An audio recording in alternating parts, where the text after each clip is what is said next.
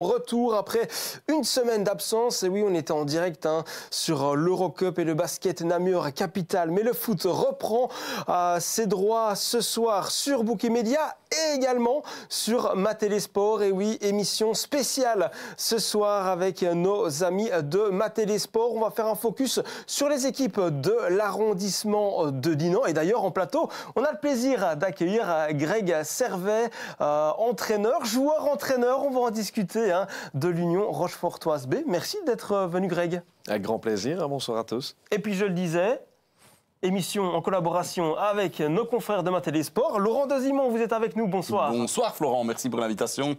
Bonsoir à tout le monde. Merci d'être là. Pas besoin de vous rappeler un peu le concept du talk foot. Vous êtes un fidèle spectateur. Soit en direct, soit en différé. Allez, super. Merci d'être là, Laurent. Et puis, vous le savez, on aura également d'autres invités durant 7h30. Si on ne fait pas de prolongation ce soir, on aura en visio Josué Bastin, défenseur, milieu de terrain de l'Union dinantaise. Et puis, Cédric Magis, le buteur de Pondrome. Et puis, on n'oublie pas non plus nos habituelles rubriques. On a fait un peu bosser Greg Servet, d'ailleurs, qui nous fera découvrir son équipe type pour la P1. Et puis on aura également une carte talk. On n'oublie pas non plus le quiz. On peut toujours vous faire gagner un bon d'achat d'une valeur de 50 € à faire valoir chez un de nos collaborateurs, partenariat en équipementier sportif. Allez, c'est le moment de lancer la première mi-temps. Allez, coup d'envoi de ce talk foot avec l'actualité, messieurs, puisque hier c'était le 11 novembre, mais les footeux étaient sur les terrains avec Coupe de la Province oblige pour Rochefort et une victoire, une nouvelle belle victoire, Greg. Ouais, une victoire bien amenée, avec d'abord une première mi-temps bien gérée, une deuxième un petit peu plus folle, avant de recalmer les dernières minutes. Mais l'important, on évitait le match piège. OE, une très très belle équipe. Vraiment, en tête, en plus de la P2B, toujours invaincu en championnat. P2B, t'as raison. Ouais. Ça, tu fais bien de le signaler, toujours invaincu. Ouais. Donc on se demandait un petit peu quoi. On a joué à Éprave. Expliquez-nous pourquoi Éprave, pas juste pour le plaisir de se retrouver à Éprave, mais il y avait de l'animation tout le week-end à Éprave. Oui, c'était la belle fête d'Éprave, tout ce week-end, donc du vendredi avec le blind test jusqu'au mardi. On apothéose. C'est une semaine complète quasi. Le match, ouais. Donc on avait à cœur de finir en beauté cette belle fête-là et de permettre aussi à tous les gens qui nous suivent maintenant depuis longtemps d'avoir encore un bon match. 5-1. Encore une fois, l'attaque champagne de Rochefort a fait parler d'elle. Ouais, mais il n'y a pas que l'attaque, c'est un ensemble. Donc, mais c'est vrai que pour le moment, à ce niveau-là, c'est chouette. Il y a quelques cartons qui s'enchaînent du côté de l'Union Rochefortoise, sur toutes les compétitions, à domicile, à l'extérieur. C'est l'ogre. Ouais.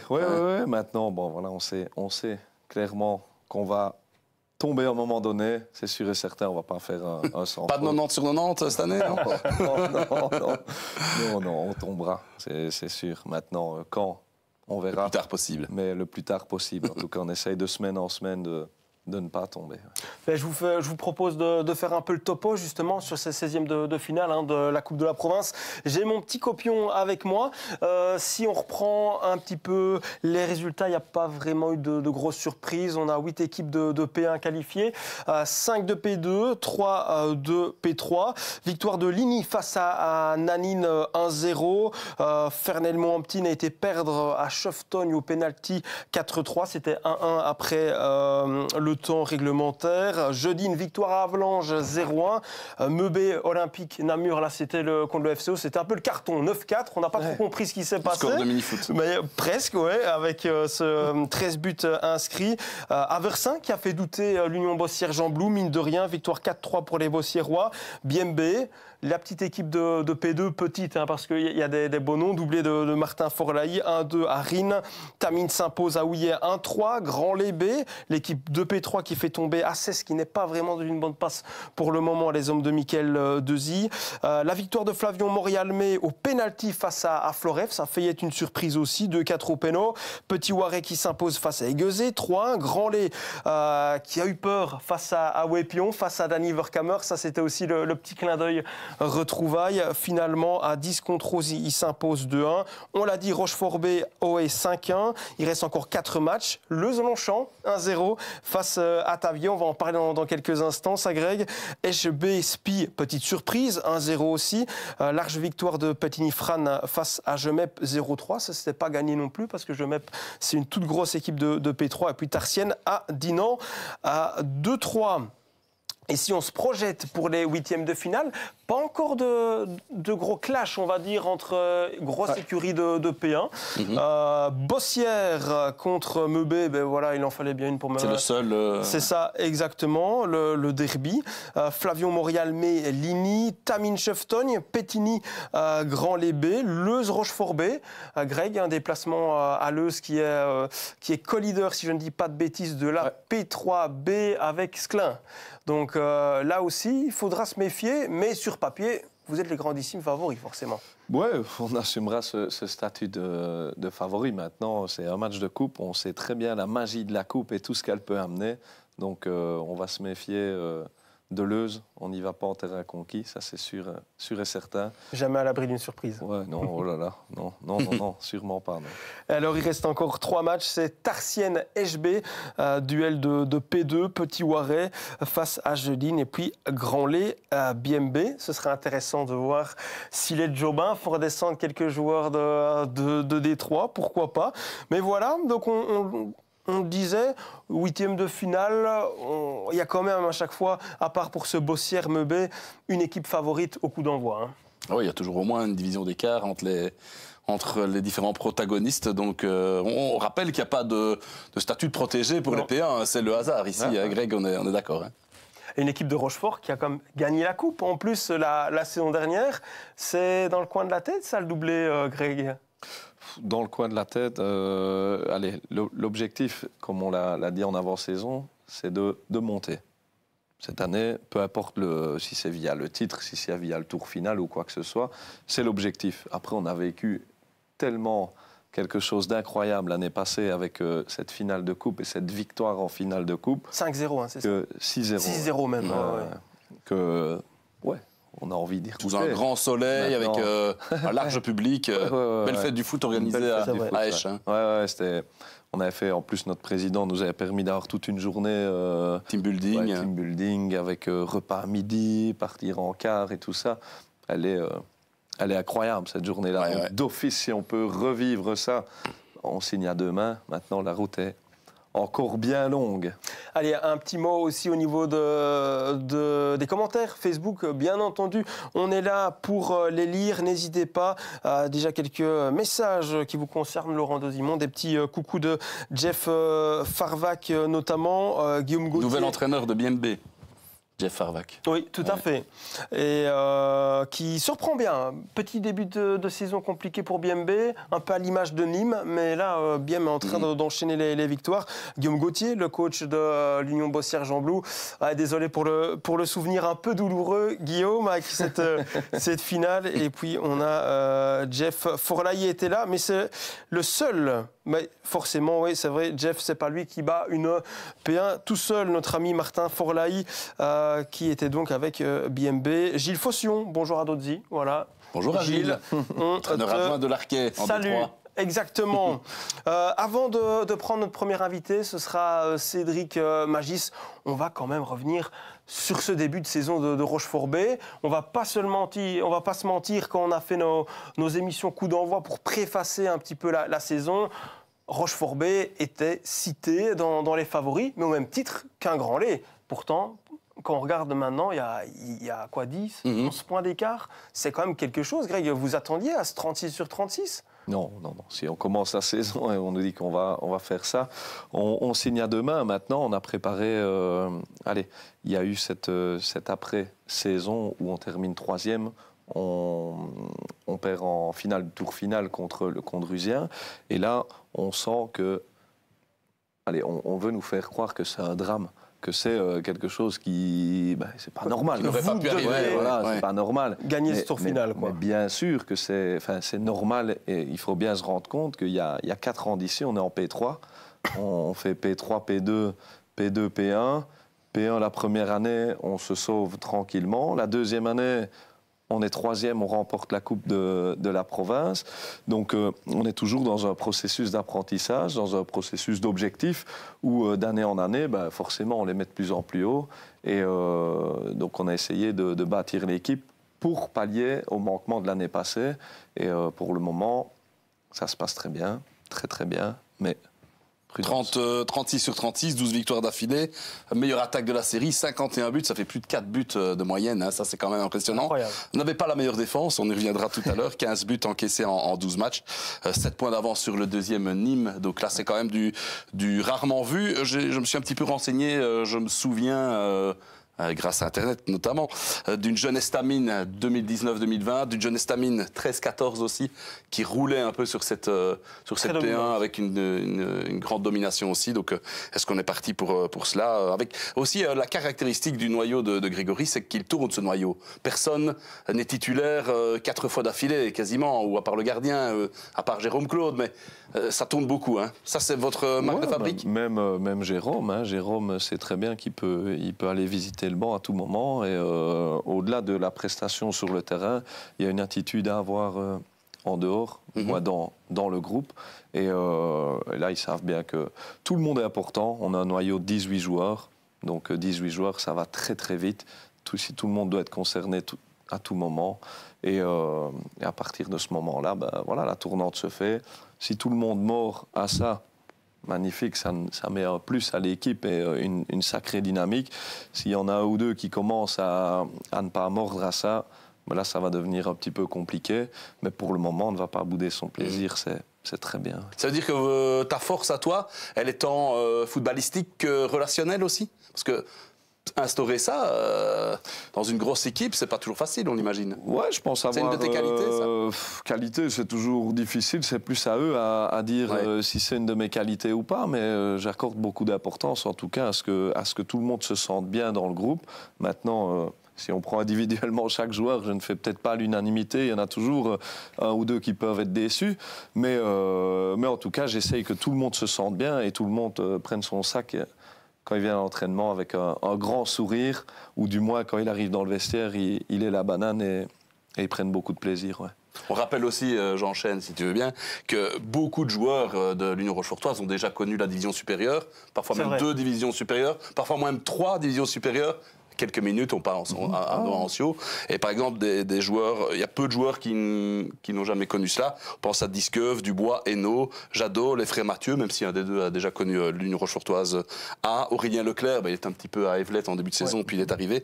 Donc il y a très peu de joueurs finalement qui n'ont pas l'expérience de la division supérieure. Hein. Ça, c'est un luxe. Et vous aussi, bien sûr, hein, je ne vous ai pas cité. Mais on en a parlé avant, je ne joue plus beaucoup. Mais ouais, ils ont faim, ils veulent, ils sont vraiment pour le moment, en tout cas, dans un mood où ils n'en ont pas assez et ils savent tourner le bouton, se remettre en question, match après match, sans s'enflammer. Comme j'ai dit juste avant, on va tomber à un moment donné.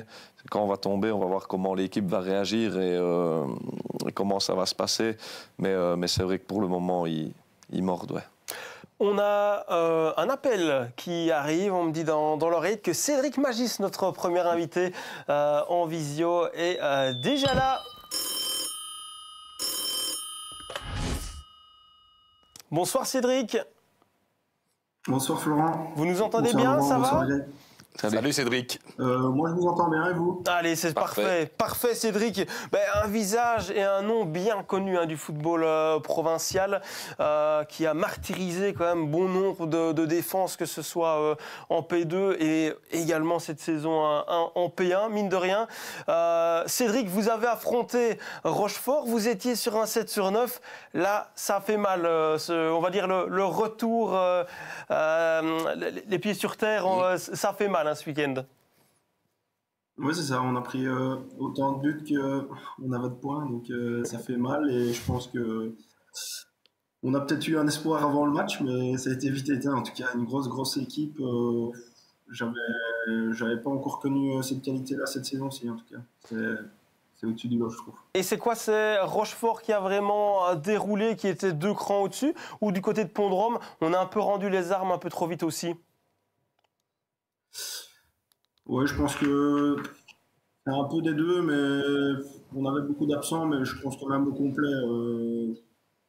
Chez eux, c'est trop complet. Ils ont des blessés, ça rentre, c'est aussi fort, voire plus fort. Donc c'est vraiment. Ouais, j'ai du mal à voir comment est-ce qu'on aurait pu rivaliser avec eux samedi, en tout cas. La meilleure équipe de P1, sans aucun doute, pour vous, depuis ce que vous avez, depuis le début de la saison? Pour moi, oui, on n'a pas encore joué Nîmes, mais pour moi, il y a pas photo pour l'instant. Et Cédric Magis, qui a quand même marqué les esprits au Parc des Roches, et peut-être ceux de Grégory aussi. 2 buts de Pont-de-Rome, 2 buts de Magis, Grégory. Ouais, c'était l'homme à tenir, hein, sans manquer de respect ou quoi que ce soit. Bien sûr, maintenant, c'est les qualités de Cédric. D'ailleurs, je crois que j'ai déjà appelé deux fois.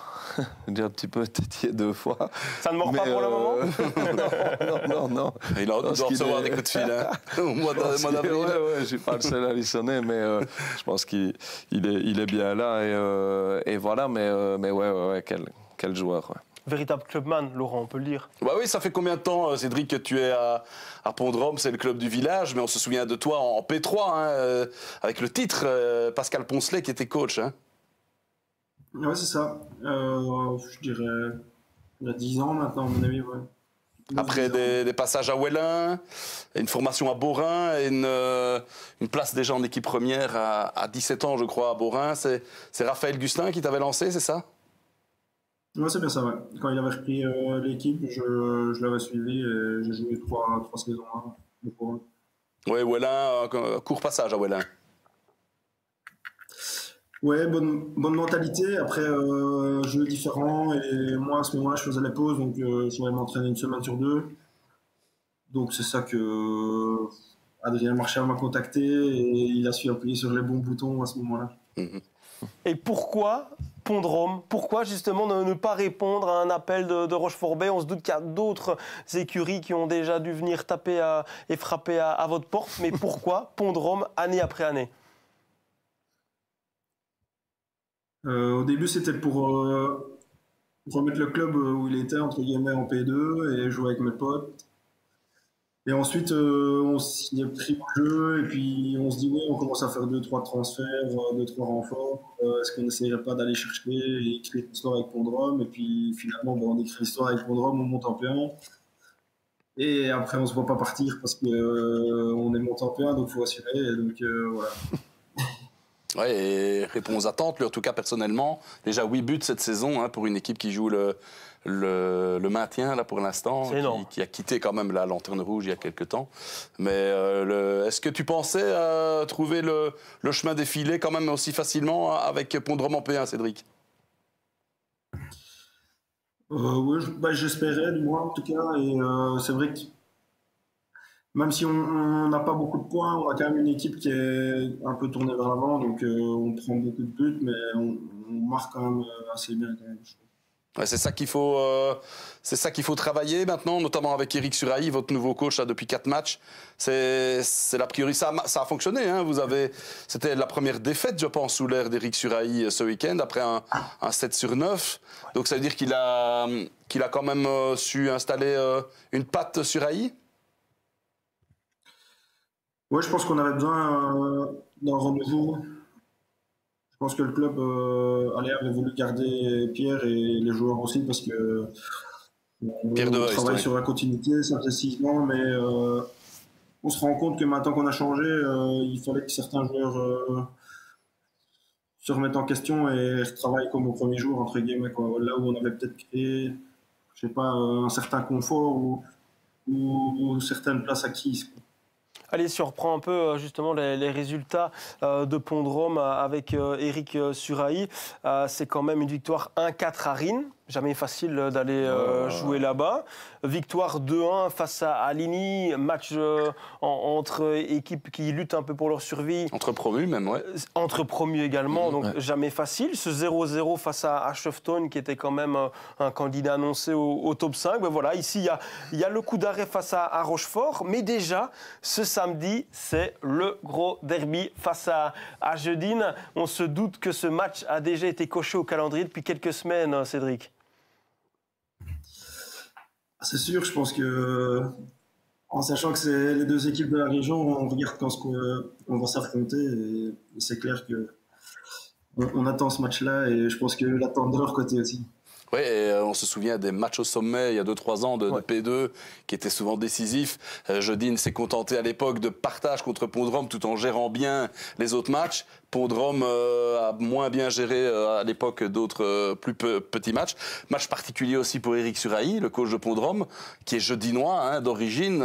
Ça va lui parler. Ça doit être quelque chose aussi pour lui, pour son 5e match seulement avec Pont-de-Rome, de recevoir son club d'il y a 40, 50 ans, même plutôt 50. Ouais. Il en a déjà parlé? Il en parle un peu, oui.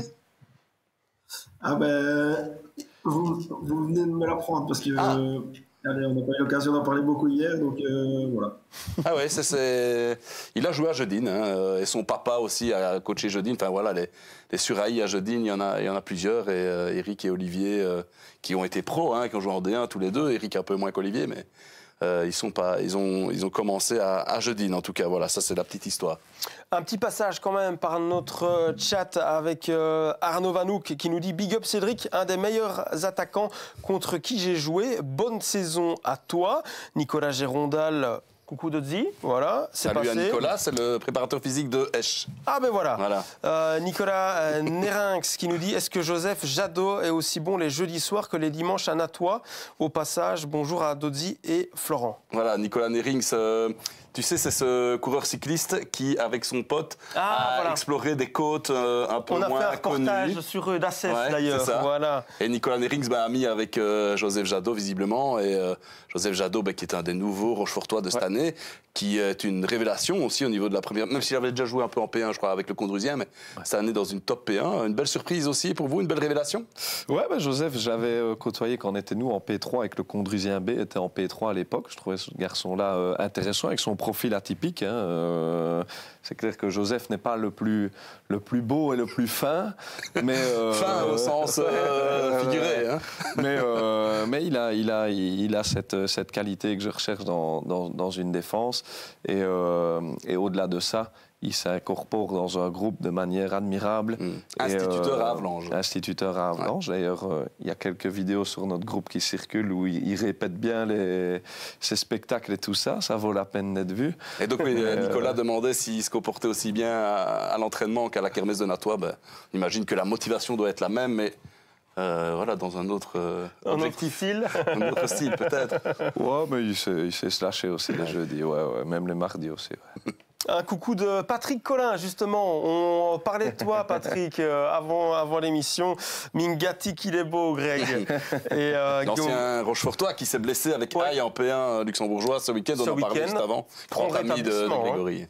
Oui, c'est certain. Une patte gauche qui n'est plus non plus à présenter en province du Luxembourg, notamment. Et puis, dernier petit commentaire de Guillaume Deloyer qui nous dit une encyclopédie, le Laurent Dozimon. Et oui, on pourrait dire qu'il fait tout ça sans fiche presque. C'est vrai. Je l'aimais là. Voilà. Allez, Cédric, on revient vers toi. On le disait, des saisons à plus de 20, 25 buts, ça te connaît. Est-ce que tu n'as pas envie d'aller chercher, pourquoi pas, une fois, à aller voir le niveau national, une petite D3 CFF, ça te parle? C'est un choix que tu aimerais bien faire dans ta carrière? Je ne me le suis pas encore posé, mais j'ai connu un petit peu un physique l'année passée où je me suis posé des questions et j'ai dû faire une infiltration. Et donc j'ai traîné ça 1 an et voilà, je me dis si je dois peut-être repasser une fois le cap, c'est peut-être aux alentours de la trentaine, donc je sais pas. Il a 30 ans, hein. Il me l'a confirmé tout à l'heure par message. J'avais bien qu'il avait 30 ou 31, mais j'étais plus sûr. Il a que 30, donc tant mieux. Mais c'est vrai que oui, vous devez être un des attaquants les plus sollicités de la province.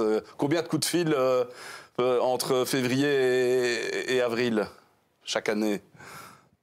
Ouais, ça s'est calmé, ça s'est calmé. Ils savent bien que ça ne sert à rien de vous contacter parce que vous êtes fidèle à Pont-de-Rome. C'est ça. Ah oui. C'est ça.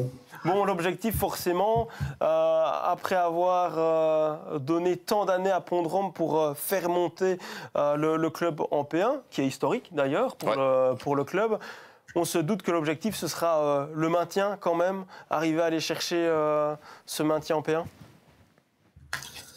Oui, c'est ça. Ça s'annonce plus compliqué que prévu, mais c'est l'objectif. Et ouais, je pense que si on gagne samedi, ça peut distribuer les cartes et que rien ne sera fait. C'est sûr que si on perd, on va prendre un coup derrière la tête, mais il faut aller chercher la victoire pour nous permettre d'essayer de revenir dans le deuxième tour.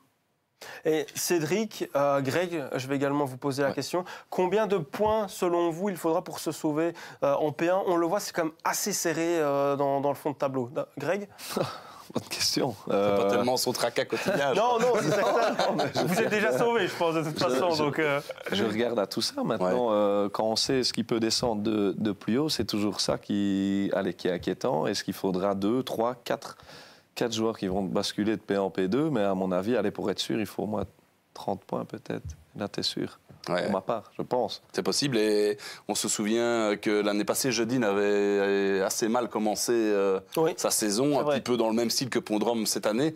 Et c'était quand même réveillé, c'était sauvé. Mais bon, il n'y avait pas eu de descendant de Détroit vers la P1. Donc, difficile de se dire qu'il n'y aura pas de descendant namurois en P1 quand on voit cette année. Esch et Loyers. Voilà, même si Loyers a gagné son premier match, Esch est dernier. Le Condrusien et Sinet sont quand même toujours dans la colonne de droite. Faudra batailler. Ouais. Cédric, vous en pensez quoi, vous ? La barre des 30 points ? Oui, au moins, je pense. Peut-être 35 si vraiment ça vient mal se passer.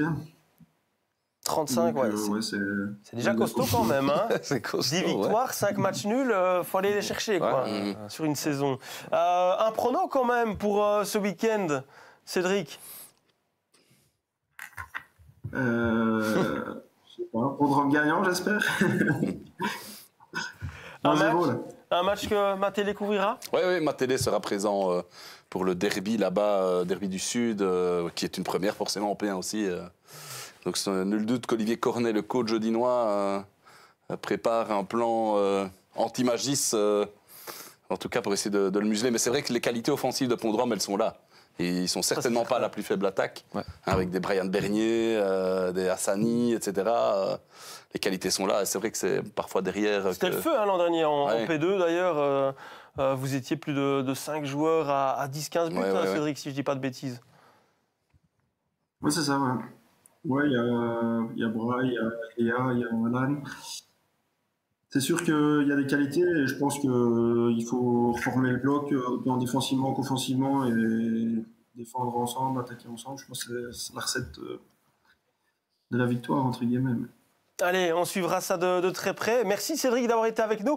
Et pas de spoiler pour le moment, mais je vous invite à rester tout de même dans le chat et dans le live, parce qu'il y a une équipe type qui va arriver dans quelques instants avec Greg Servet.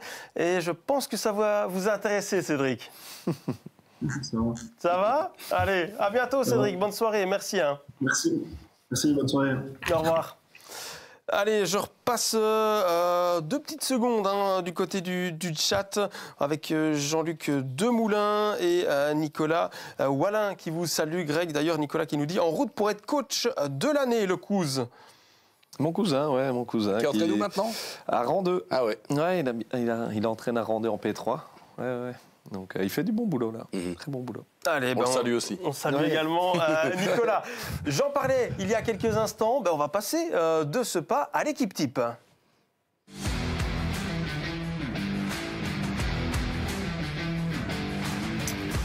Le 11 de base de Greg Servet, entraîneur de l'Union Rochefortoise B. On va donc en P1 pour découvrir avec vous ce 4-3-3. Avec tout d'abord dans les buts Vincent Rousseau de Grandlay. Une évidence. Ouais, là, Vincent, je ne me suis pas mouillé. Maintenant, je n'ai pas vu un autre gardien. Ici, je retire mon équipe, hein, mais j'ai pas vu un autre gardien qui. De sa trempe, on peut le dire. De sa trempe, ouais, en première provinciale, il a un aura, il a un charisme dans le but. En un contre un, il est très très fort. Il a un bon jeu au pied. Il est vraiment assez complet. Donc c'est une évidence qu'il soit le gardien de mon équipe type. Vincent qui était déjà d'ailleurs dans l'équipe type en fin de saison du talk foot, plébiscité une dizaine de fois je pense. Il était exclu d'ailleurs pour la petite anecdote hier et c'est Maxime Lizen qui a officié entre les perches. Qui a remis les gants. Voilà, exactement. Allez, Vincent Rousseau dans les buts. On va passer à cette défense à 4 que vous nous avez concoctée. Avec, on découvre cela, latéral gauche, Nathan Sanchez de Pétigny. En défense centrale, on a Georges Nava-Fernandez, deuxième défenseur de Pétigny, Nathan Haneuse de Meubé. Et là aussi, encore un duo de Meuty, puisque c'est Mathias Delvaux, latéral droit. Voilà, c'est peu courant. On n'a pas encore eu cette charnière centrale et même ce 4 arrière. Pourquoi ce choix, Greg ? Ouais, tout simplement sur ce que j'ai vu moi, sur le premier tour, hein, que ce soit Mathias Delvaux ou Nathan Sanchez qui joue plus à droite à Pétigny maintenant, il pourrait sûrement très bien faire le taf de l'autre côté. Un sacré piston. Hein. Ouais, où il a aussi cette crapulerie en lui, il sait provoquer un peu l'adversaire, il sait faire les fautes, il sait amener du danger devant. Et dans l'axe défensif, Nathan Haneuse, je pense que c'est la classe pour un garçon de son âge, un 2005. Qui est régulièrement repris avec Mea, hein, bien sûr. Qui est régulièrement repris avec Mea, maintenant qui ne parvient pas encore à avoir le temps de jeu souhaité. Mais ouais, c'est un joueur qui pourrait, s'il veut venir nous rejoindre l'année prochaine. Allez, l'appel du pied vraiment m'intéresser. Et Georges Nava-Fernandez, à la base, je pense, pour l'avoir côtoyé en P2 et ici en P1, il jouait plus haut de base, mais chez nous, avec Jérôme Claude, il a quand même bien muselé. D'ailleurs, Jérôme m'avait dit... il est un petit peu lourd, mais il me laisse pas. Enfin, deux lourds ensemble, ça joue bien. Non, je le taquine parce que je vais voir mon téléphone, il va s'allumer et il va. Jérôme Claude est dans les commentaires justement. On le salue, Jérôme, et on reviendra sur sa petite anecdote tout à l'heure. Mais ouais, une défense avec plus d'expérience pour Georges et plus de feu pour Nathan, mais beaucoup de qualité dans cette défense-là. Allez, on passe maintenant au milieu de terrain. Ils sont 3. On a Diego Demoulin, le milieu récupérateur de Grand-Lay. Louis Sandron, belle petite découverte de l'Union Bossière-Jean-Blou, plus un numéro 8. Et puis alors, Réduan Ruth de Nanine en numéro 10. Là aussi, on va dire que c'est un joueur qui n'est pas le plus connu dans la province. Votre avis sur ce trio ?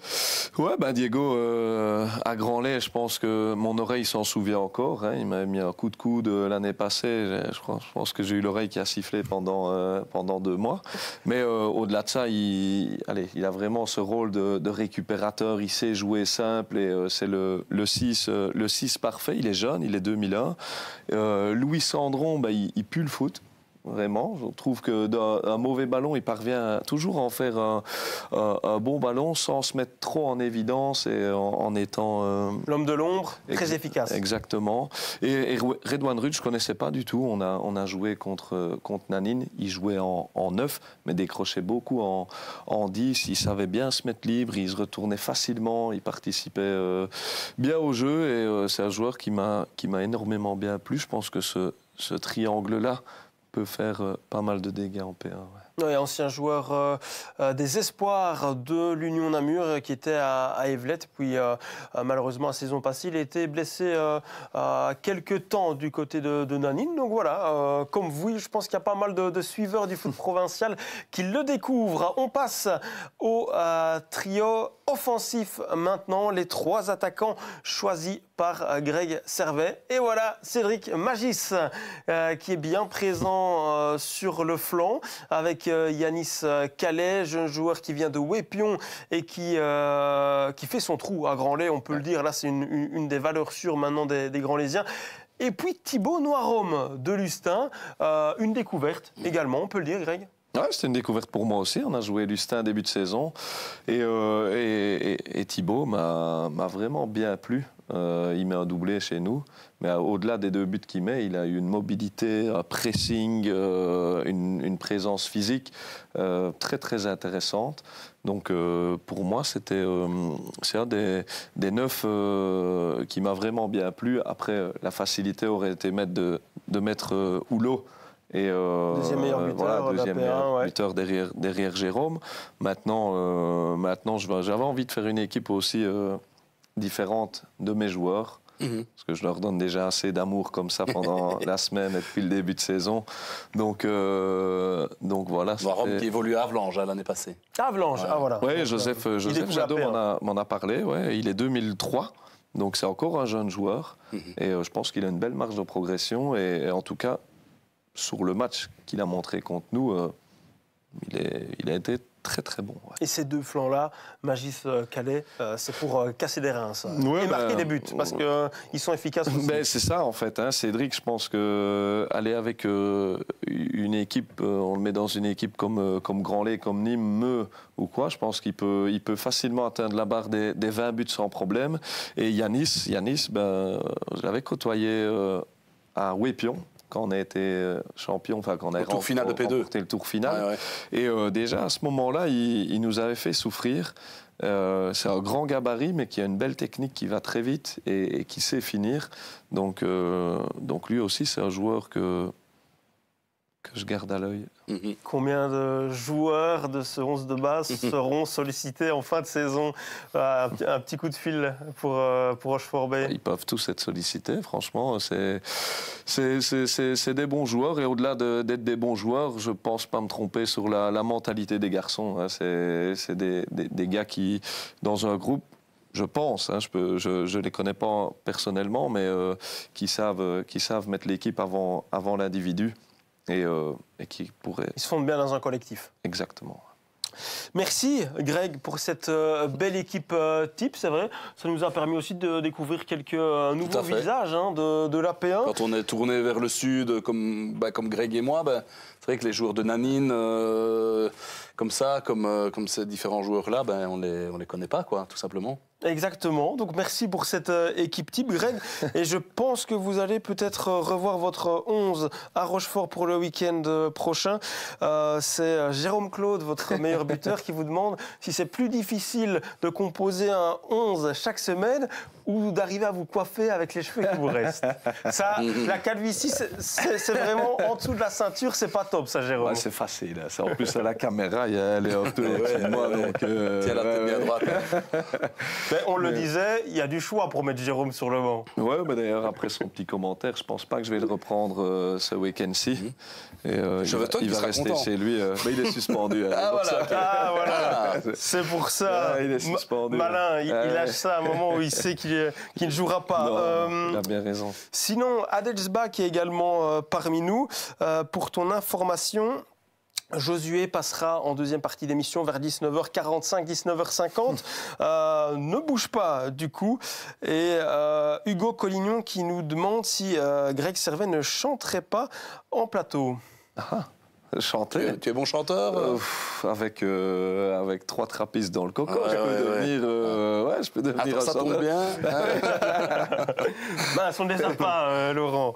Bon, mais sinon, ça ne vous arrive pas dans le vestiaire comme ça, pousser la chansonnette? Avec le groupe, mais c'est jamais moi qui lance le premier chant. On a Basile qui est Pingot. Ouais, Basile Pingot qui met aussi l'ambiance après les victoires, lors du petit chant de victoire. Qui est très bien pour ça et il le fait admirablement bien.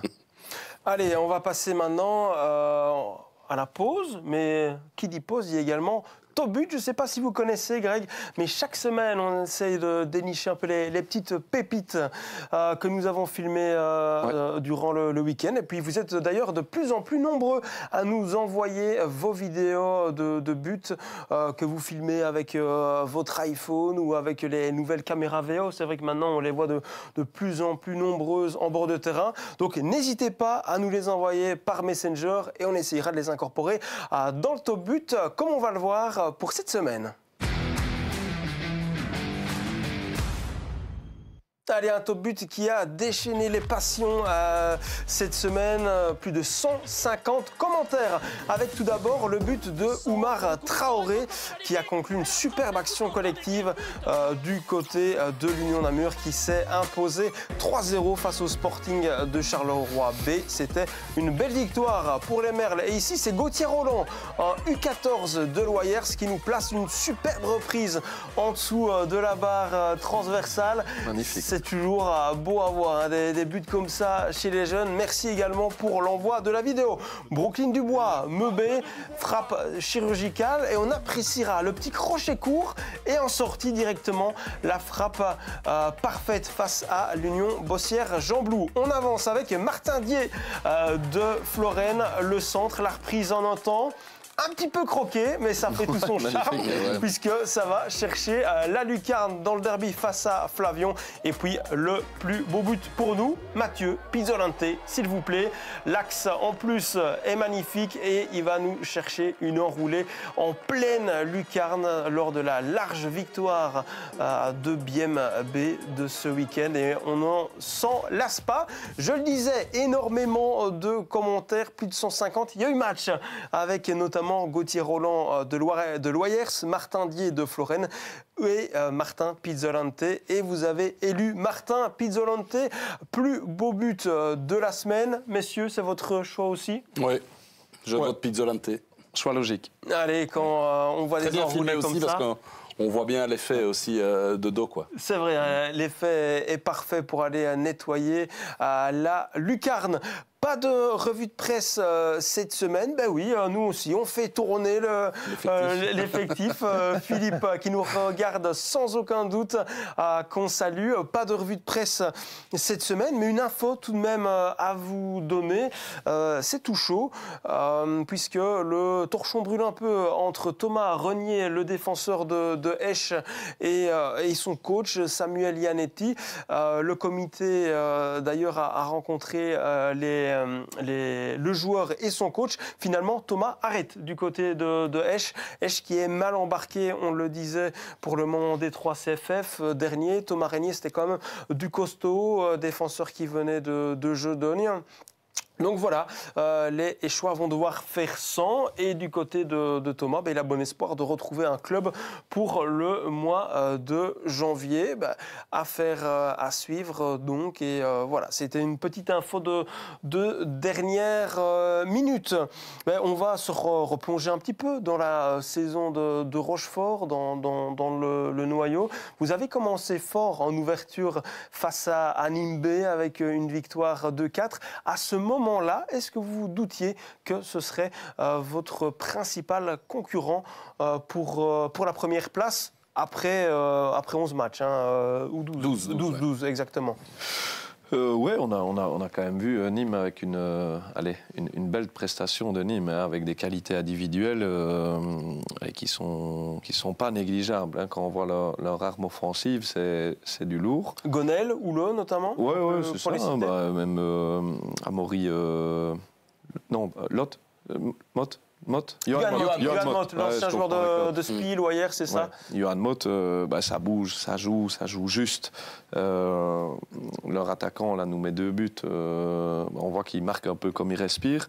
Et après on s'est pas pris la tête. Notre prestation n'était pas géniale là-bas non plus. Vous allez dire, même si on gagne 2-4, mais non, on se dit, voilà, c'est un match, le premier, c'est toujours un match spécial.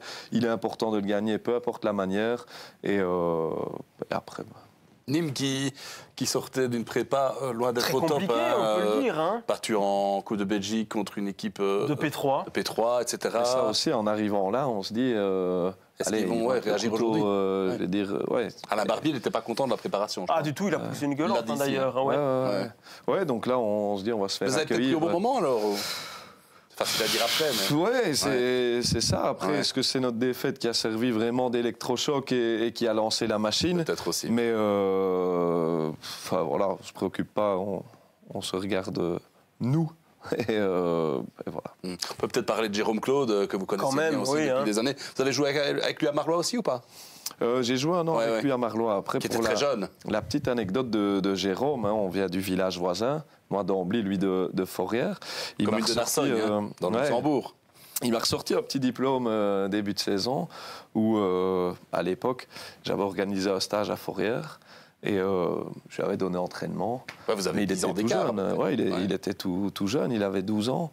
Et je lui avais mis un petit mot à la fin du stage, un petit diplôme de fin de stage, où je lui avais mis tu peux être un très très bon joueur.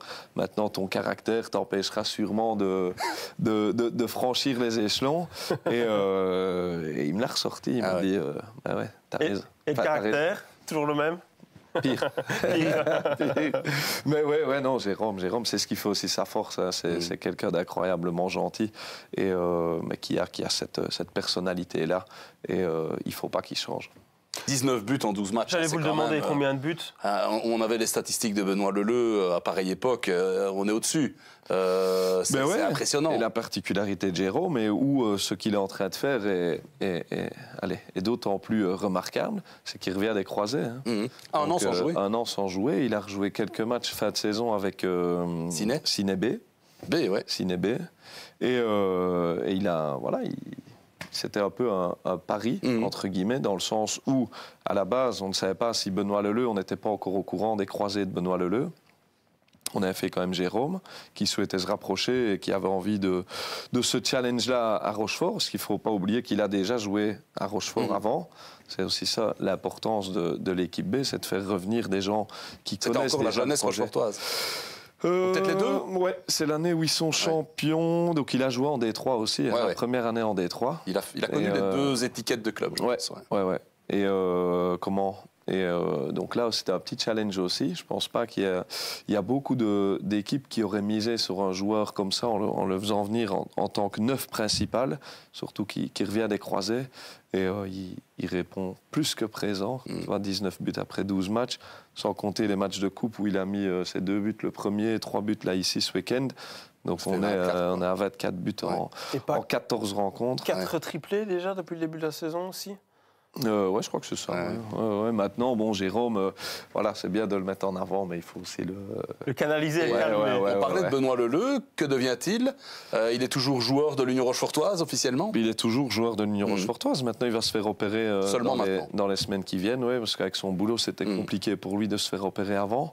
Mais Benoît nous suit. Bien sûr, il a pris beaucoup de recul parce que c'est pas chouette. Ça, et puis même pour lui, il faut se mettre à sa place, même de voir ça se passait très bien. Il sort d'une saison où il est deuxième meilleur buteur, ou troisième, mais il est vraiment dans ce trio-là.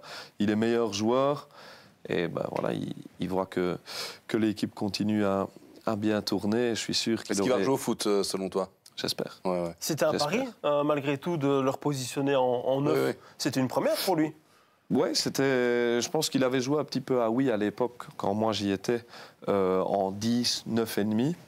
Et là, on a pris le challenge. Il venait de la 1, il jouait def central. Et il me fallait un pivot devant, un gars capable de garder ce ballon, de finir. On a testé.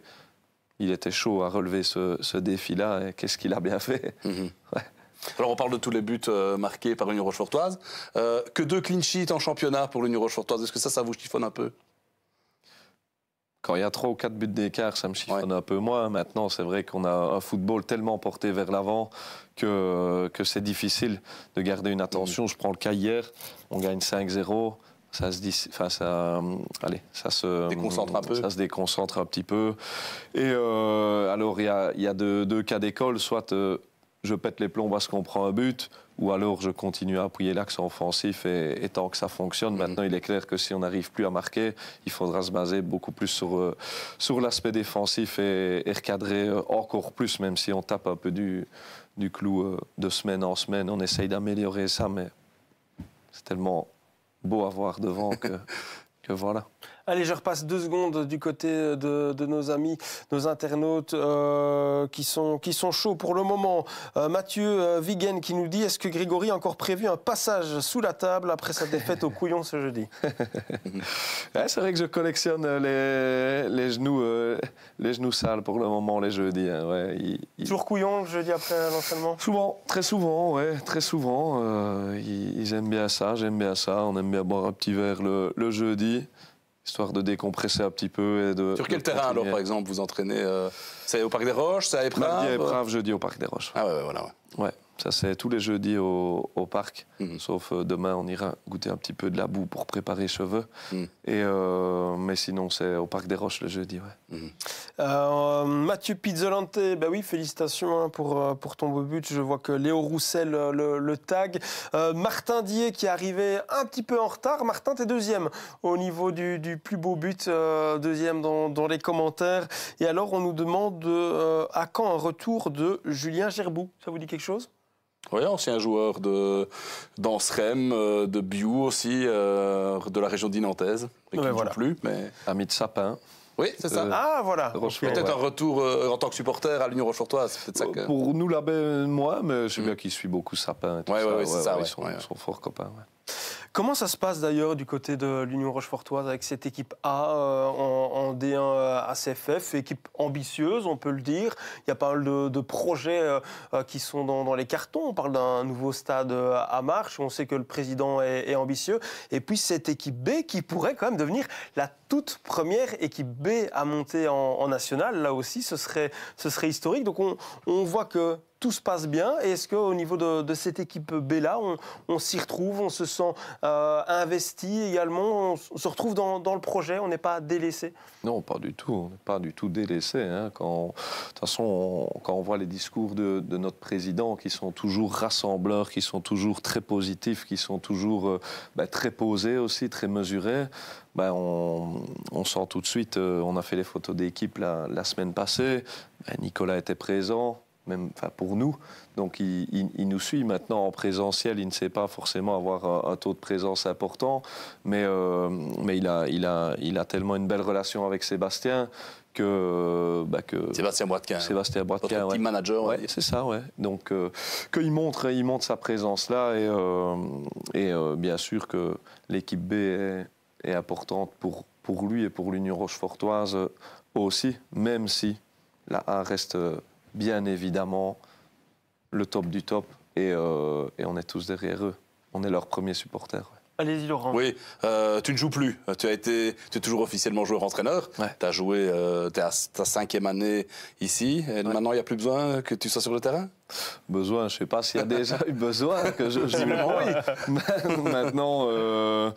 Maintenant, ici, c'est quand même plus facile de prendre du recul et d'avoir une vision complète en dehors du terrain pour pouvoir essayer d'amener les idées que j'ai envie d'amener et que mon staff a envie d'amener. La communication est beaucoup plus facile aussi comme ça. Votre manière de coacher évolue, change également avec ce rôle un peu plus en retrait alors? Ouais, je pense que mes messages, en tout cas, sont plus légitimes, dans le sens où joueur-entraîneur, il faut être au-dessus. À tout moment. Ici, j'étais plus au-dessus. Donc ouais, une belle petite remise en question. Maintenant, elle s'est faite naturellement. Quand j'ai repris le début de saison, je me suis dit, je vais encore titiller le ballon, je vais encore prendre mes minutes et tout ça. Et là, ils sont en train de me faire comprendre que j'ai plus à mettre les chaussures, j'ai juste qu'à mettre mon survêt et les allumer et les encourager. Ouais. Ça vous manque? C'est mitigé dans le sens où je reste amoureux du foot, j'ai envie de toucher un petit peu du ballon, mais je le touche encore à l'entraînement, j'essaye de les challenger, tout ça. Ouais. Maintenant, plus à faire toutes les possessions. S'il manque un joueur, je vais compléter ou quoi que ce soit. Mais en tant que joueur, pour le moment, en tout cas, je serais difficile si je ne prenais pas du plaisir avec le recul que je prends là. Donc c'est chouette. En tout cas, la vision que j'ai actuellement et le statut que j'ai depuis le début de saison me plaît bien. Ouais. Et alors, le Parc des Roches, vous êtes à temps plein au Parc des Roches. petite pige hier à Épreuve pour la bonne cause, pour la kermesse. Comment ça s'est passé, cette prise en main du Parc des Roches? Très bien, mais vous aviez vos habitudes à Épreuve, il y avait un petit peu de charme aussi, avec ce terrain un peu petit, les supporters chauds, bouillants derrière le goal, Parc des Roches plus vaste, mais le cadre est là aussi. Comment ça a été tout de suite adopté par tout le monde? Je pense que le groupe a eu facile de faire la transition. Pourquoi? Parce que c'est synthétique, le cadre est magnifique, les vestiaires sont beaucoup plus accueillants, la buvette, ça je pense qu'elle faisait l'unanimité à Épreuve et c'est vraiment chaleureux. Maintenant ça s'est fait naturellement, mais on n'oublie pas d'où on vient aussi. On sait qu'Épreuve est très très important pour nous, très important pour nos supporters. C'est ça que dès qu'on a l'occasion, ce week-end-ci, ça se mettait bien. C'est magnifique. En plus, le résultat est là, la manière est là, le score, enfin ouais, c'est top. Donc eux, ça leur a entre guillemets rappelé quelques chouettes souvenirs. Mais c'est comme je disais aux joueurs, tant que les résultats suivent, je pense que les personnes qui étaient à Épreuve feront l'effort de venir à Rochefort et ils peuvent vivre des aussi belles émotions à Rochefort qu'à Épreuve. Ouais. Allez, je vous propose de nous plonger tout de suite dans la deuxième mi-temps.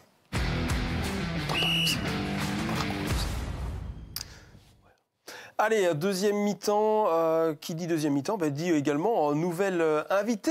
C'est Josué Bastin de l'Union Dinantaise. Est-ce que Josué est avec nous?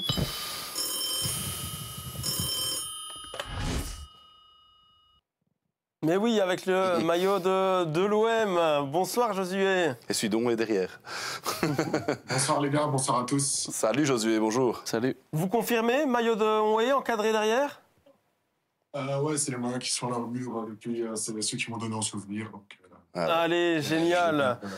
Josué, vous êtes attendu notamment par Adelsba qui était déjà présent dans les commentaires. Un ami? Un ami, ouais, un de mes meilleurs amis.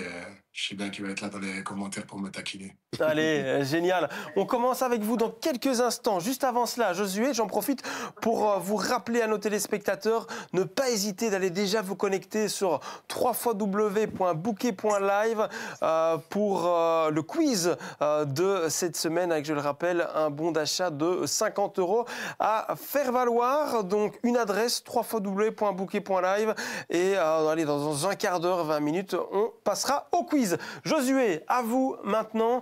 On va revenir sur l'actualité de l'Union Dinantaise en tête de la P2A. Vous faites une saison canon, mais parfois le football est peu de choses et forcément, je me vois mal ne pas évoquer le décès d'un de vos coéquipiers. Ça a été quand même un moment marquant. On a vu énormément de clubs de foot ont décidé de partager une minute de silence ce week-end. Énormément d'hommages ont été rendus d'ailleurs. Je voulais voir avec vous, Josué, avant toute chose, comment est-ce que le groupe se sent? On se doute que ça doit être des moments très difficiles.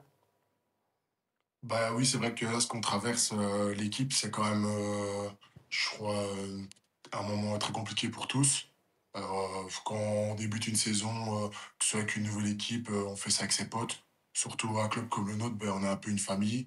On ne s'attend pas pendant la saison perdre un de nos gars, de notre coéquipier. Donc ça fait vraiment mal à tout le monde. Je pense que en parlant de Noé, je peux pas ne pas parler de ses parents et son frère, à qui vraiment j'envoie toutes mes forces, mes ondes positives, parce que quand je vois à quel point nous, l'équipe, le joueur, le club, ça nous a touchés. Je vous imaginez la douleur des parents et la peine, donc je leur envoie vraiment toutes mes ondes positives et ma force. Oui, il y a eu, Josué, un grand moment d'émotion au coup de sifflet final lors de la victoire à Tilchâteau. Younes Ba m'expliquait, il était au bord du terrain, il dit voilà, tous les joueurs se sont effondrés en pleurs sur le terrain. C'est comme ça que vous avez vécu ce moment-là au moment de la fin du match? Bah oui, c'était très compliqué. C'était un premier match sans un joueur. Le vide, ça se ressent franchement énormément. En plus, il y avait beaucoup d'émotions, que ce soit avant le match, pendant le match, après le match, parce qu'on allait rendre visite pour la première fois. Donc, on avait vraiment à cœur de gagner ce match pour lui, quoi. Donc, c'était vraiment c'était dur, quoi, à la fin du match. Au niveau du groupe, je suppose que ce sont des épreuves de vie très difficiles à vivre. Mais quand on est dans ce moment-là, on a envie d'être ensemble, de ressouder encore un peu plus le groupe pour faire face comme on peut à cette épreuve. Oui, exactement. Je pense que nous, on se connaît tous depuis très longtemps. On est comme une famille, donc la seule chose qu'on doit faire, c'est se souder les coudes et aller de l'avant. Et cette épreuve, je pense qu'elle doit être une force et une motivation pour nous, pour tout le reste de la saison, essayer d'aller chercher ce titre et de gagner tous les matchs en pensant à lui et en essayant de lui rendre hommage comme il se doit. Donc je pense que ce qui nous fait mal aujourd'hui doit nous servir de motivation pour demain. Allez, un très beau discours, Josué. Justement, on va parler du sportif. Pour le moment, tout roule pour l'Union Dinantaise. Bourrin, en plus, est en train de perdre des points dans cette P2A. C'est jamais facile de redescendre de P1. La saison dernière, c'était un peu plus compliqué que prévu pour Dinan. Mais cette saison, depuis le début, on a l'impression qu'il y a un déclic avec Kevin Sba. On a un autre visage, un autre Dinan. Forcément, vous étiez encore à Onway la saison dernière, mais comment est-ce que vous le vivez aux entraînements et sur le terrain en match? Franchement, le groupe, là, je suis un groupe très concerné par le projet du club. Je pense que le coach a su renforcer les joueurs où il le fallait, dans les secteurs qu'il le fallait. Et on le sent vraiment, on a fait peut-être contre Borin, où on a fait un match où c'est difficile de gagner quand tu prends 5 goals. Mais sinon, on est vraiment solide depuis le début de saison. On a tous envie d'aller vers le même objectif. Donc, à partir de ce moment-là, aux entraînements, on s'entraîne comme il faut. On arrive à mettre de la qualité. Moi, j'étais un peu surpris de la qualité en P2 qu'on arrive à mettre aux entraînements. Et au niveau des matchs aussi, quoi. Donc, c'est très bien. Ouais, donc l'Union Dinantaise qui surfe sur cette P2A avec seulement 3 points perdus contre Borin, 33 points sur 36. Sinébé qui est en forme, qui est deuxième pour le moment à 7 points. Par contre, Borin qui est en train de craquer, 1 point sur 12. Olivier Dambly a démissionné, remplacé par le coach français Pierre Cochot, qui connaît quelques joueurs du groupe, notamment Patrick Prats. 12 sur 12 donc pour Sinébé. Ça commence à faire beaucoup là, 7 points d'avance, Josué. Je pense pas encore, 7 points. Je trouve que c'est assez court, surtout à ce moment-ci, après 12 matchs. Parce qu'au final, on perd ce week-end. S'il ne peut revenir à 4 points, et 4 points, on sait bien que c'est rien en 17 matchs restants. Donc, je pense que 7 points, c'est bien, mais il faut essayer de les garder le plus longtemps possible sur Ciné, les concurrents directs qui sont aux côtés de Ciné, car là, on a, je pense, des matchs compliqués qui arrivent avec BM qui est un peu l'équipe en forme en ce moment. Puis aller se déplacer à Flavion, on sait bien que c'est toujours un déplacement compliqué là-bas. Donc là, on a des échéances importantes qui arrivent. Il faut vraiment essayer de garder ces 7 points jusqu'à la trêve, je dirais. Quand Josué, qui fait partie évidemment des transferts phares au niveau provincial, on va même dire P1 comprise, il descend de 3 divisions de la D2 d'Onway à la P2 de l'Union. Joli coup réalisé par Kevin Sba et l'Union Dinantaise. Alors évidemment, vous dominez dans l'entrejeu, mais pas uniquement, parce que vous donnez des assists et vous êtes déjà à 7 buts aussi en championnat. Vous êtes quoi, le box-to-box, le buteur, le passeur Non, un peu, je pense le box-to-box, je dirais. J'ai eu un peu de réussite sur les premiers matchs. C'est vrai que je marquais très souvent et facilement. Mais je pense que les équipes m'ont un peu scouté parce que là, depuis, souvent sur les phases arrêtées, je suis quand même beaucoup pris. Parce qu'en fait, sur mes 7 buts, j'en mets 6 de la tête. Donc là, pour l'instant, je m'étais découvert une faculté que je connaissais pas avant, buteur-passeur. Mais c'est un peu en train de caler pour le moment, donc on va essayer de se reprendre ce week-end. Vice-capitaine aussi, ou même de temps en temps capitaine Oui, le capitaine, c'est Louis Hermand. Il a eu quelques pépins physiques au début de saison, donc c'est moi qui ai repris le rôle parce que je suis vice-capitaine. Donc c'est un rôle que j'aime bien. Je suis un des plus vieux du groupe, à 27 ans seulement, donc j'ai d'autres responsabilités que j'avais en oui, où là, j'étais un peu un des plus jeunes. Donc, Et justement, on nous demande dans les commentaires, Josué, c'est Théodore, une place dans le classement des meilleurs buteurs est-il un objectif, Josué?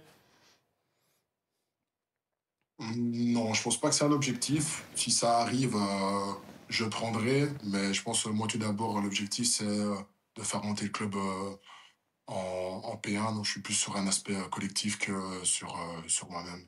Ouais, c'est Arthur Baudard hein, qui est meilleur buteur du club, je crois, pour l'instant.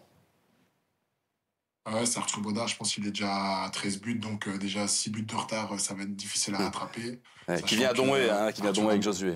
Ouais, Aussi. il vient aussi Donway, ouais. Mais sachez qu'Arthur, en plus, aime bien les pénaltys, donc c'est compliqué. Ah ouais.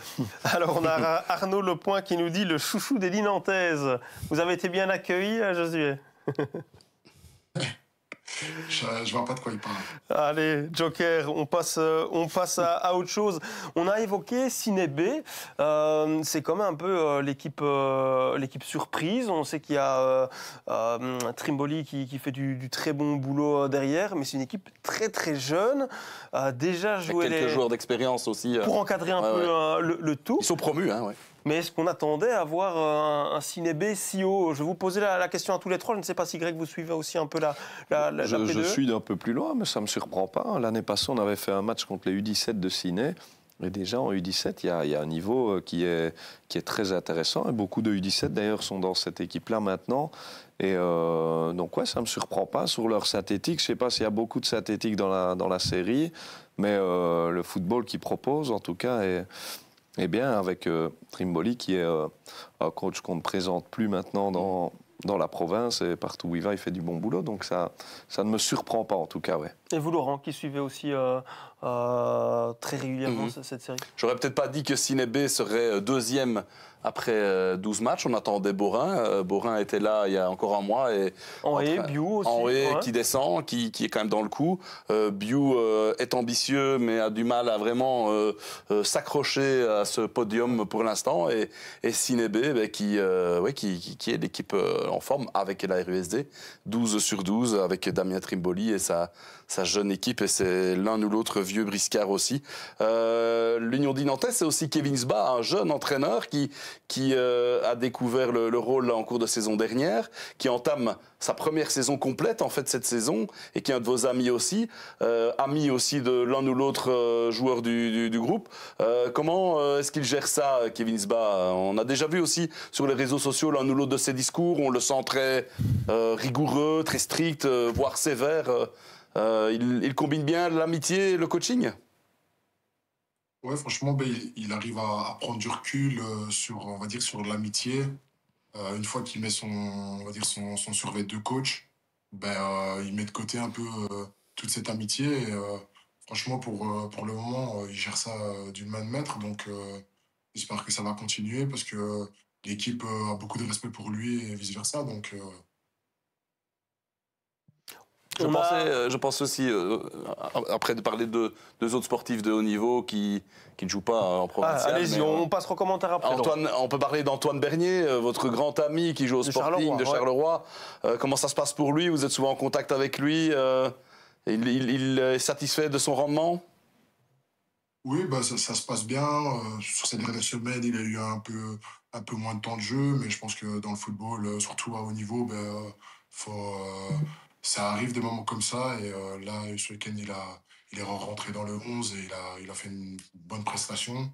Donc voilà, il va vite retrouver sa place et il vit ça très bien. Un copain de toujours, hein. Ils ont joué ensemble à Onway, ils ont le même âge, ils se connaissent depuis plus de 20 ans, je pense, hein, Josué, c'est ça?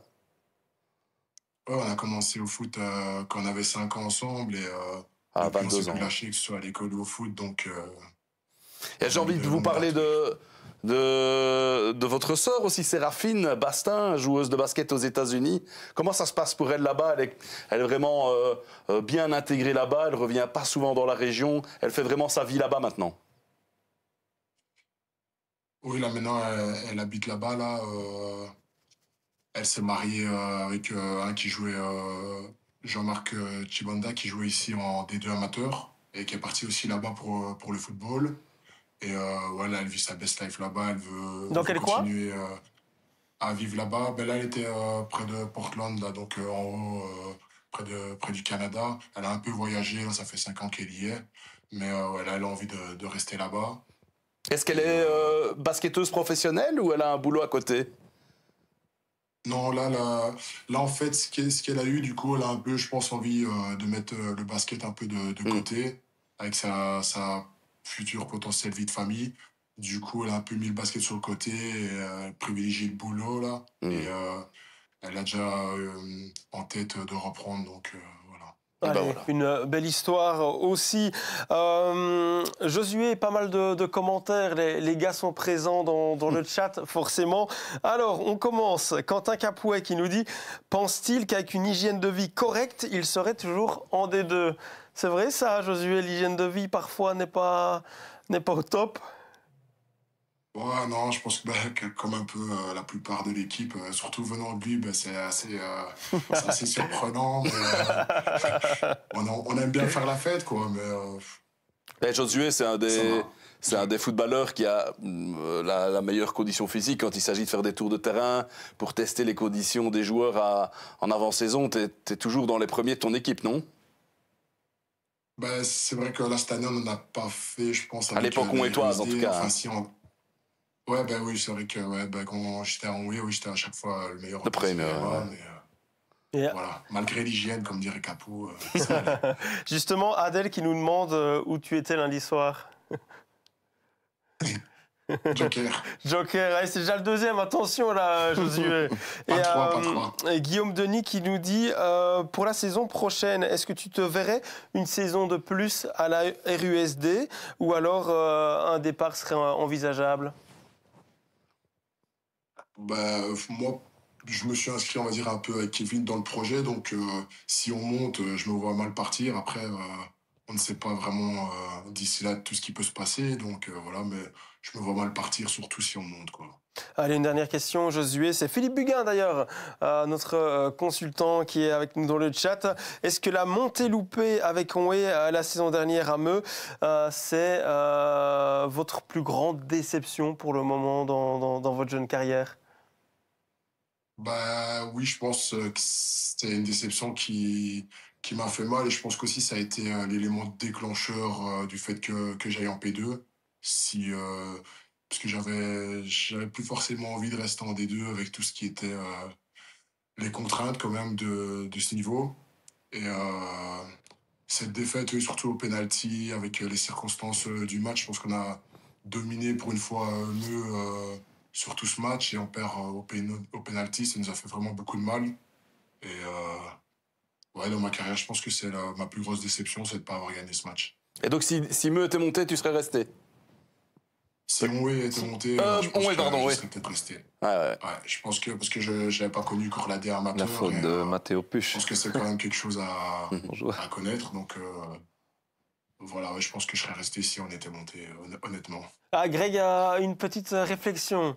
Donc, Vous disiez tu en veux à Mathéo alors? C'est pas lui qui a loupé le penalty? Ouais. Mathéo, non, ça va. J'en veux à l'arbitre d'avoir refusé mon goal. Ouais, c'est vrai que c'était un chouette match à suivre là, entre les temps réglementaires, l'égalisation, les prolongations, puis le penalty, avec un grand Canipolus aussi, qui avait sorti 2 penaltys, si je dis pas de bêtises, Josué. Vous savez que c'était un beau match, une belle fête pour le foot namurois. En parlant de foot namurois et de belle fête, Dinan qui a remporté la coupe il y a 2 ans lors de la descente vers la P2. Pas de traces de Dinan cette année en Coupe de la Province, Josué. Non, on s'est fait sortir au penalty à Grand-Lébé. Un peu, je pense, notre plus gros non-match. On menait 1-0 et on n'arrive pas à faire le 2-0 et on se fait punir en fin de match. Et après, on perd à la loterie les penaltys. Les penaltys, ça me réussit pas trop dans ma carrière footballistique. Donc voilà, mais en plus, j'avais à cœur cette Coupe de province, d'essayer d'aller le plus loin possible, surtout que comme au niveau national, les années précédentes, on n'a pas forcément l'occasion de s'illustrer. Mais voilà, ce sera pour l'année prochaine. Allez, on vous le souhaite en tout cas, Josué. N'hésitez pas à rester avec nous. On va commencer le quiz dans quelques instants. Si vous avez envie de tester vos connaissances footballistiques, Josué, une adresse www.bouquet.live. Un grand merci en tout cas d'avoir été avec nous ce soir et à très vite. Ça marche, merci à vous, bonne soirée. Allez, au revoir. Je le disais, on va enchaîner avec le quiz dans 1 minute. Le temps de vous laisser vous connecter à www.bouquet.live. C'est très simple. D'ailleurs, Greg, si vous avez votre GSM et que vous avez aussi envie de participer, il ne faut pas hésiter. Ça prend vraiment 2 secondes. Il faut juste mettre une adresse mail, un pseudo, et puis vous êtes directement avec nous pour disputer ce quiz, 8 questions. On a plus ou moins 20 à 30 secondes de temps de réponse. Mais voilà, vous êtes déjà présent, vous êtes en train de vous connecter. Allez, on peut lancer également le jingle. Je sais pas trop comment me connecter, je suis une buse, hein, moi. Tant pis. Donnez Greg. Je vais vous connecter, ça ira tout de suite, comme ça. Je viens de recevoir un message de Mathéo Puch qui... Ah, ben voilà, qui nous regarde. Alors, Il me remercie, ouais. C'est très simple. Vous tapez dans votre barre internet 3 fois www.bouquet.live. Vous arrivez directement sur notre plateforme. C'est en train de charger, mais la 4G est bonne ici. C'est parfait. Vous avez le talk foot juste au-dessus. Et en dessous, vous voyez, bienvenue dans le quiz. Votre nom, eh ben, on va mettre Greg Servet. Votre adresse mail, Greg? Je vous laisse peut-être la mettre. Je ne l'ai pas, donc allez-y, Greg. Et puis ensuite, vous aurez juste à appuyer sur c'est parti. Vous êtes déjà une quinzaine dans le chat. Si vous aussi, vous voulez gagner un bon d'achat de 50 €, on vous attend. On va partir dans 15 secondes. Favori Denis Rossmann pour allez, on va voir. Le quiz, je lui mets un peu la pression. Greg, vous êtes là? Vous êtes avec nous? Oui, hein, j'ai vu mon nom. Ah voilà, Greg est là. Allez, c'est parti. Première question de ce quiz. Combien d'équipes de P3 sont toujours en lice en Coupe de la Province? On l'a dit, on va voir si vous étiez attentifs en début d'émission. On a donné les résultats en compagnie de Greg et de Laurent. 5 secondes, donc combien d'équipes toujours en lice pour les 8e de finale de la Coupe de la Province? Il y en a 3. Trop lent? Trop lent. Ah, mince. J'avais mis 4. 4 ouais. Si même Greg n'est pas attentif, vous étiez quand même 5 à avoir la bonne réponse. On a 3 équipes de P3, 5 de P2 et 8 de P1. On enchaîne directement. Question numéro 2. Tarsienne s'est imposé dans la douleur 2-3 à Dinan, le RFC, mardi en Coupe de la Province. Mais quel était le score après 80 minutes de jeu? Est-ce que c'était 1-0, 1-1, 2-0 ou 2-2, victoire 2-3 donc de Tarsienne en Coupe de la Province. Mais c'était très très chaud puisque c'était 2-0 après 80 minutes de jeu et Tarsienne a fait une petite remontada là, dans le dernier quart d'heure avec le temps additionnel pour aller chercher sa qualif. Question numéro 3. Quel est le bilan de Rochefort en D1 CFF sur ces 7 dernières rencontres? Greg, là, attention, le président vous regarde.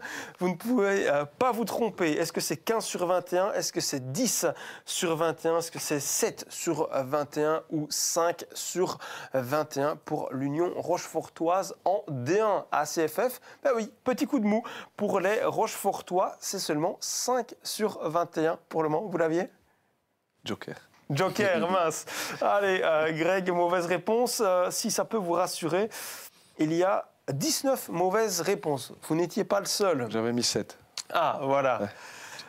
Allez, 4e question. Ensuite, on fera le point sur le classement. Combien de buts a inscrit Grégoire Guillot avec Onhé lors de ses 5 dernières sorties? Ça, c'est peut-être pour Josué.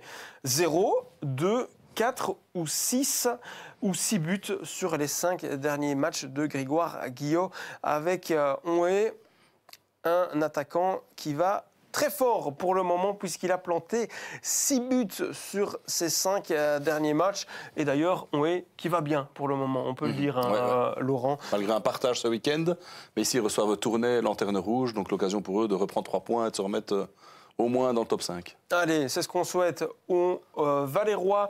On va regarder le leaderboard pour le moment. Clément Steno en tête, 243 points. Joueur de Marlois. Ah ben voilà, merci pour Ancien Valérois. l'anecdote. Il devait sûrement l'avoir, cette bonne réponse avec Grégoire Guillot.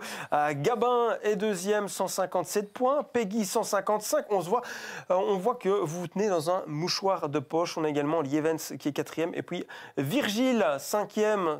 Peut-être Virgile Dubois, ça. Pourquoi pas ouais. Peut-être, ouais. Allez, Virgile, ne pas hésiter à commenter. Si c'est bien toi, 5e question, on enchaîne.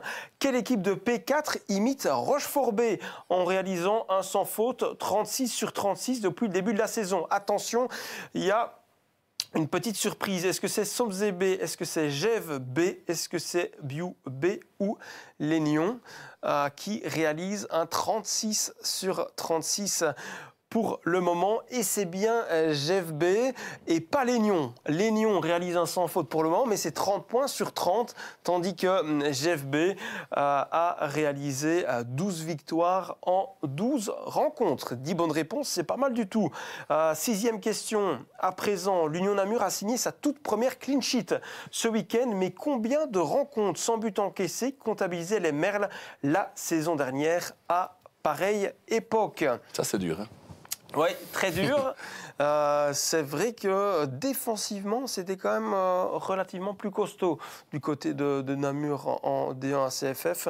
Mais en tout cas, c'est Clément Libertio qui est content avec cette première clean sheet face au Sporting de Charleroi B. En plus, belle victoire 3-0 pour les Merles de Nadir Sba. Alors on va voir, il y a quand même 6 bonnes réponses. Allez, félicitations, 6 bonnes réponses. C'était 4 clean sheets pour les Namurois la saison dernière à pareille époque. Avant-dernière question, il y a encore la place pour s'imposer. Qui est l'unique buteur du Condrusien lors du derby de ce week-end face à Ciney 2-2? Eh oui, Laurent, attention. On a besoin d'un joueur. C'est moi qui ai donné l'idée de la question. Du Condrusien. Ça y est. Greg, 3 secondes. Vite. Ça passe. Est-ce que vous l'aviez aussi? Romain Delvaux, 9 bonnes réponses. Ce n'est pas Nicolas Sarkozy, ni Porcaro, ni Moléon. 9 bonnes réponses avec Romain Delvaux qui s'est offert un doublé donc face à Ciney. L'honneur est sauf, Greg. Une bonne réponse. Deux déjà. 2 bonnes réponses. Ouais. Voilà. Allez, génial. Dernière question à présent, peut-être pour une 3e bonne réponse. Reconstituer dans l'ordre le flop 5 de la D3 CFF, à savoir les 5 dernières équipes du classement. Il faut les remettre dans le bon ordre. Vous avez un peu plus de temps. Vous avez 40 secondes pour cette dernière question. Le temps de remettre dans l'ordre les 5 dernières équipes du classement. On le voit. Il y a 3 Namurois, mine de rien, dans ces 5 dernières places. On a évoqué également Loyers et Esch qui ne sont pas en bonne posture. Pour le moment, le Condrusien, ça va un peu mieux, si on peut le dire. Allez, pour vous aider. Allez, le temps est écoulé. Condrusien, Jodogne, Saint-Michel, Loyers et Esch en dernière position. 3 bonnes réponses seulement pour cette toute dernière question. On va découvrir notre lauréat de ce quiz. Est-ce que Clément Steno est resté en tête? Eh bien non, c'est Guillaume Deloyer. Un de mes collègues à ma télé. Qui s'impose sur le fil avec... Grand ami de Clément Steno d'ailleurs. C'est vrai? Donc un duel entre amis là. Allez, un duel entre amis, sans rancune du coup pour Clément qui s'est fait coiffer sur le fil. Félicitations à Guillaume, ne pas hésiter à nous faire un petit message en Messenger. Comme ça, on s'arrange pour le bon de 50 € à faire valoir. Clément Steno deuxième, Lievens et Gabin sur le podium. Coexeco à la 3e place, Peggy 5e. Et merci à tous les autres. Quand même, allez, 25 personnes aujourd'hui pour ce quiz. C'est un peu déçu de Denis Rossman quand même. Je pensais le voir sur le podium. Votre poulain, là, il est quantième? Ouf, je ne le vois même pas. Non.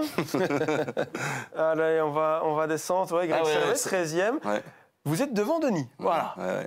Donc, je le disais, l'honneur est sauf pour Greg. Merci à vous pour cette participation. Et on enchaîne de suite avec une de nos autres rubriques, c'est la carte talk. La carte talk qui met à l'honneur un joueur de Rochefort, Greg, et vous avez choisi Mathieu Moïmon, mon capitaine. Ben oui, le capitaine Mathieu Moïmon, ancien joueur de Marlois, ancien joueur de Ciney, une valeur sûre qu'on ne présente plus. Oui, on ne présente plus. Maintenant, je pense que quand il est arrivé ici en P1, il n'était pas aussi connu que... Parce qu'il y a eu son passage à Marlois et il est tombé un petit peu dans... On le suivait moins en l'anonymat, ouais. Et surtout qu'il était à Ciney avant, donc je pense déjà en national à ce moment-là. Tout à fait. Avec Gérard, je crois qu'il a lancé. Oui, c'est ça. C'est pourquoi j'ai voulu le mettre en évidence, parce que autant sur le terrain qu'en dehors du terrain, c'est quelqu'un qui est toujours exemplaire. Quelqu'un qui bonifie les autres de par sa présence sur le terrain. Et il fait l'unanimité dans le vestiaire, que ce soit avec les plus vieux, que ce soit avec les plus jeunes, dans le club aussi. Il se comporte bien sur et en dehors. Donc pour moi, c'était une évidence, même si je peux en mettre beaucoup de mon équipe en évidence cette année-ci. Mais lui particulièrement, il fait le taf et plus que le taf, ouais. C'est un sacré relais. En parlant de relais sur le terrain, Mathieu Moïmon, forcément, c'est la plaque tournante de votre milieu de terrain. Un mot sur son profil, on peut dire un box-to-box, plutôt défensif, mais il sait aussi se projeter vers l'avant. Ouais, son profil, il vaut mieux pas le regarder de profil, parce que Mathieu quelques kilos en trop ce petit bidon qui fait sa personnalité, son charme. Mais blague à part, ouais, Mathieu c'est calmer le jeu, c'est accélérer le jeu. Il a cet impact physique, il a ce côté box-to-box aussi. Il est assez complet. S'il faut dépanner derrière, il sait dépanner derrière. S'il faut le mettre en 10, il amènera ce qu'il faut en 10. Donc c'est un joueur très facile à gérer et très chouette à coacher. Ouais. Allez, Greg, pour les consignes, vous devez donner une note sur 100 pour l'attaque-défense. Ici, c'est un milieu de terrain en plus, donc on peut mettre une note globale pour les deux. La technique, le physique, attention, vous ne pouvez pas être deux fois dans la même dizaine. S'il y a un 90, vous ne pouvez plus aller chercher cette dizaine-là. Ensuite, on passera au bonus-malus, mais tout d'abord, note sur 100 pour l'attaque et la défense. Donc il y a 3 tranches, c'est ça? C'est ça, exactement. Comme en P1. C'est ça. Voilà. Attaque-défense, je vais lui mettre... allez, on va aller dans la tranche des 90. Il peut avoir un 90 en attaque-défense. Ouais. Un 90, très belle cote pour débuter. Cette carte talk de Mathieu Moïmon. La technique, on le sait, c'est également un gars qui sait très bien se débrouiller avec le ballon sur un terrain. Ouais. Donc là, on peut partir sur un bon 80-85. Allez, 85 pour la technique. Le physique, par contre, est-ce que c'est là qu'on va avoir forcément la cote la plus basse? Mais est-ce qu'on va avoir une cote basse ou quand même un bon 78? Le physique, allez, je prends Mathieu, même à l'époque de Marlois, dans tout ce qui est test VMA, il était toujours dans les 5 premiers. Dans son impact, son engagement physique, ça bosse dur aussi. Ouais, donc on peut aller pour pas taper trop haut non plus et en faire un Pirlo, mais un 75 sans problème. Ouais. Allez, 90 pour l'attaque-défense, 85 pour la technique et 75 pour le physique. Ensuite, on a rajouté des attributs. Il y en a 5. Vous pouvez en choisir maximum 3, mais s'il n'y en a qu'un seul. Par contre, ça peut être soit des bonus, soit des malus. Ça, c'est notre algorithme qui décide pour nous, pour ne pas avoir que des 95, forcément. Donc, attention à ne pas charger la charrette et ensuite que ce soit des malus. Fantaisie technique. Fantaisie technique, non. Pas de gauche. Ouais. D'office. Allez, pas de gauche pour Mathieu Moïmon. Maîtrise des airs, pas forcément son style de jeu. Mesure, non. Sniper. Ouais. Par contre... S'il décide de mettre le ballon là, il ira là. Et Formule 1, là, on va faire l'impasse. On fait l'impasse sur Formule 1. À 2 bonus, donc, pour Mathieu Moïmon. Fantasy technique, non. C'était pas de gauche et sniper. Attention, ne pas s'en mêler les pinceaux comme moi en régie. Et on va voir dans quelques instants la cote réservée à Mathieu Moïmon. Ensuite, on repassera également par le chat. Je vois qu'il y a pas mal de commentaires en attente. J'essaye de pas perdre tout ça de vue. Il nous restera, il est déjà 20h28, donc on terminera avec les commentaires. Allez, on a la carte et on me dit que c'est du lourd dans l'oreille. 98. Alors là, ça a été bonus plus pour les 2 attributs. On n'a jamais eu une carte comme cela. 98 pour Mathieu Moïmon. Je pense qu'on a peut-être déjà le lauréat de cette saison pour la carte Talk. Il le mérite bien. Il le mérite. C'est un joueur exemplaire à tout niveau. Et c'est un vrai régal, en tout cas, de l'avoir dans une équipe. Autant pour moi, en tant que coach, que pour les autres joueurs. C'est quelqu'un de très, très bien. Ouais. Greg, il va falloir l'encadrer dans la buvette ou dans le vestiaire, celle-là. S'il est, je vais dire, reconnaissant, il amènera ce qu'il faut demain à l'entraînement. Voilà, le message est déjà passé, Mathieu. Et pour rappel, l'an dernier, c'était le défenseur central de Nanine qui était venu justement chercher sa carte grandeur nature. Ben voilà, peut-être que dans quelques mois, ce sera Mathieu Moïmon. J'ai une dernière question pour Greg en tant qu'entraîneur. Il a quand même un parcours dans les divisions nationales assez intéressant. Promotion, D3, même à l'étranger, à la Jeunesse Esch, au Grand-Duché. Passage au Standard en jeune de 13 à 19 ans. Ouais. Aux portes de l'équipe première à l'époque, c'était qui l'entraîneur ? Prudhomme. Michel Prudhomme, vous l'avez côtoyé aux entraînements, peut-être une fois ou l'autre sur le banc, c'est ça ? Oui, c'est ça, entraînement, match amicaux. J'ai eu la chance d'aller sur le banc contre Bruges en championnat. Jamais de petites secondes en D1 ? Non, match officiel. Pas regret ça ? Ouais, ça reste toujours, parce que quand on est gamin, on a le Standard est quand même une institution dans le truc. C'était mon club de cœur, ça a toujours été l'objectif d'arriver à ça. Maintenant, quelle belle école de vie, les équipes nationales, la toucher un petit peu à l'équipe première, c'est une expérience magnifique que je souhaite à tout le monde, à tous les amoureux du ballon rond, en tout cas de pouvoir titiller un petit peu ça.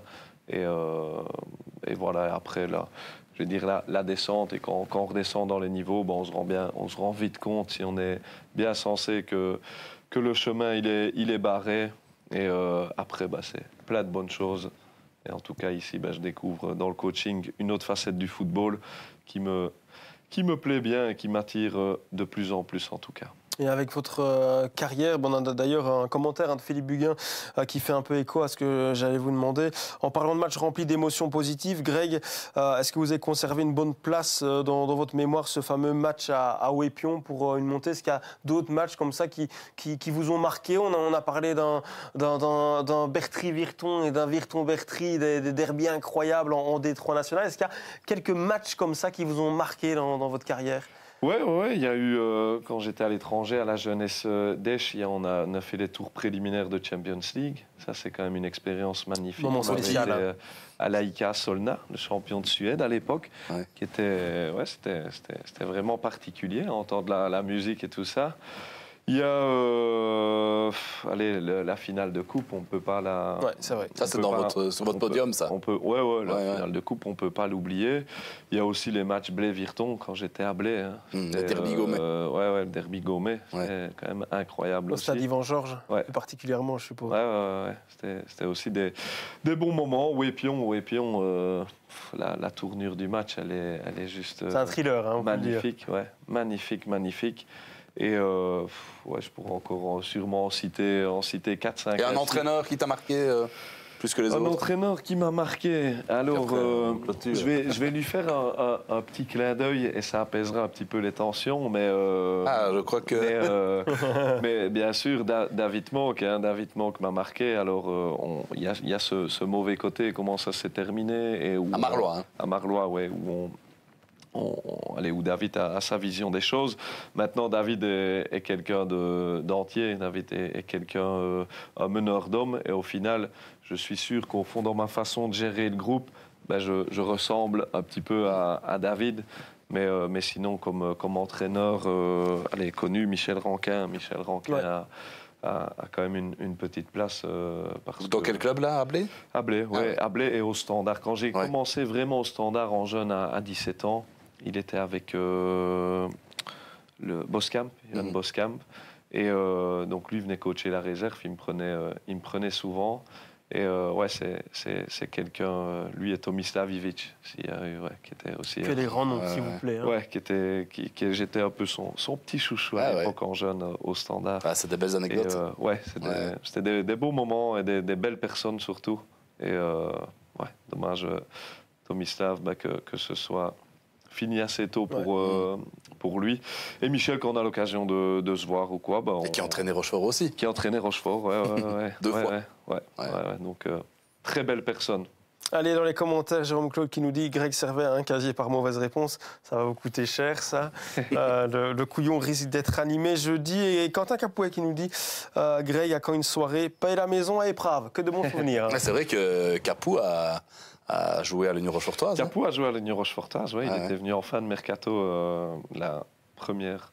Il y a 2 ans. Il y a 2 ans, c'est ça. Et Capou, quelle chouette personne aussi. Hein. Capou ne le présente plus dans le football namurois. Et ça, on aurait bien aimé qu'il continue l'aventure, mais il retournait avec ses potes. Ouais, sa région aussi de cœur. Exact. Merci, messieurs, en tout cas, d'avoir été avec nous ce soir. On va clôturer tout doucement. Là, on est dans le temps additionnel de la rencontre.